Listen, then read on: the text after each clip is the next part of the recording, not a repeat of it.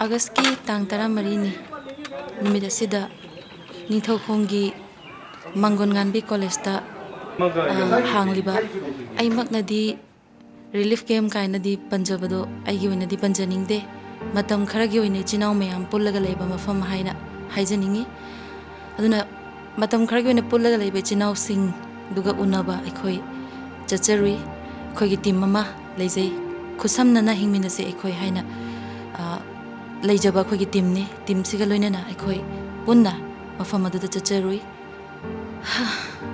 khangde aina sum khanjabase awana tariba chinau mayam sigi marakta kamaina chatlaga kamaina nungai be sei sakchiluduino mayam gi awabada aikhoi su saruk yaraga su leiribani karamaina sei saktuino haina aise dum khallaga leibani mafam duda leiriba nushiraba ibung mayam maroina volunteer sing makhoi su am nungsi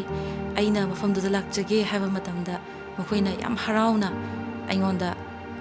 laona yam harauna kawbire adedi aina gari dagi takam kundharakpaga mafam duda leiramiba nushiraba chinau mayam duna harauna aise okpiba haitare masida as aise aina khalle as aise nahangai chalhaudabase ai yam soire aise nahana chatlaga mayam sida aigi sei amakhaktana warasu ahaktorsu makhoi awaba pothabada mateng oi halamba yabani ko aina chalhaudabase soire hana yam ningamde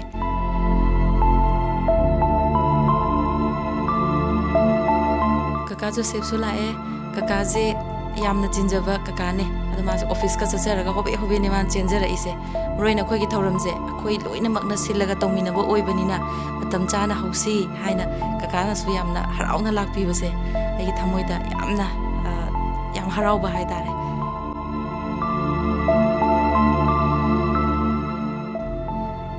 aduga akhoi gi Ningthaukhom Gopinath Laikai gi maroina mausing inamsi mayamsu lae ngasi se yamna aingodadi yam thajadaba haidare moina sumai lagani haibase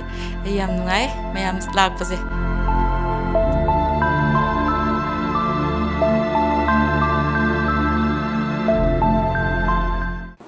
hojik se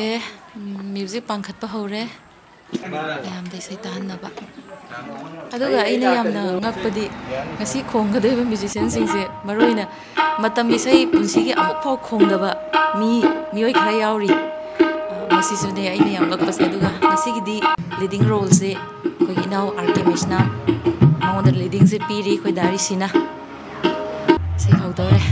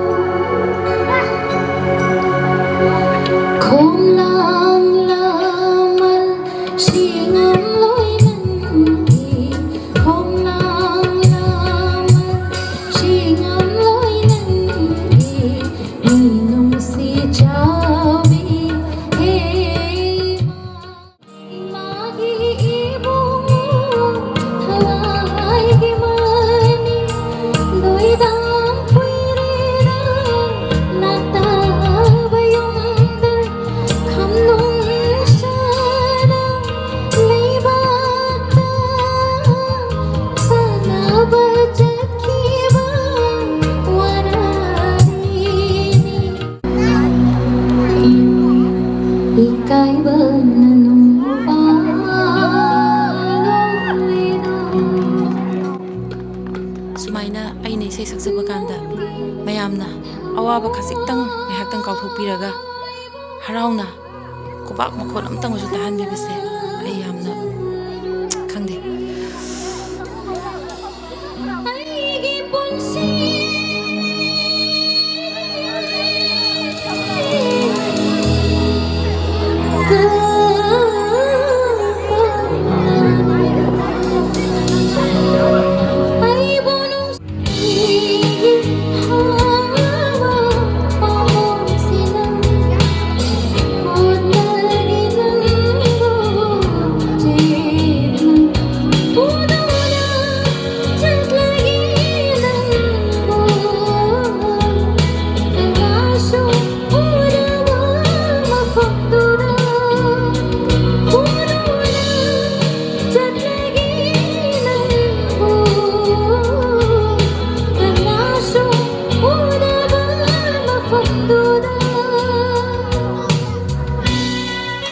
Sidaydi inau Arvin su lai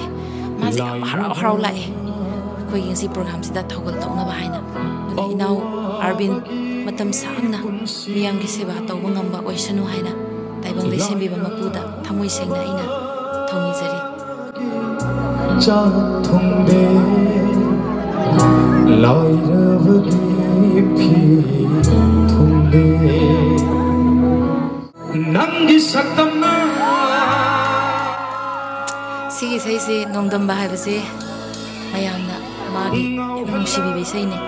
aina su yam paame si saise ningsingdaba uyu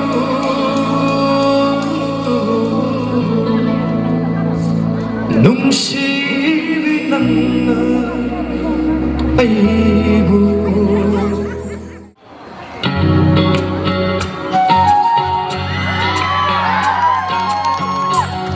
Sige, band niya ko, makuha na rin sige yan. Ano na? Okay rin.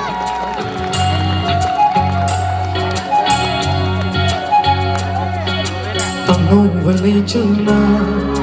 fizang kamba, loy biching sana, tumpak lebli.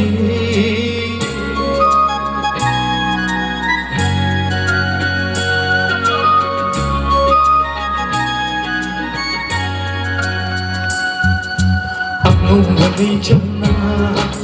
fizang kamba, loy biching sana, tumpak lebli. Ay ko'y anini, itawuwi. Ay jam mayam gi nuai ba mood sida ay phaw yaw gi sai saktana langure Arvin hai bangang se masigi kwai de king ngak pumai talent se sei je mana nong tangang sta de ay ga su sakmina de du numi sida mana da su le ga sakmina ba sei je mana se yani ay ga saksi har pa pasada su sakle e mana salak se ayang le ado mayam aina sida aina lizariba wari se ai nungai bagi entertainment tawsaba natte mayamna khoina chacharuba khongchatugi wari aina sum tamjabani mayam soyan yaur su mayam na pigani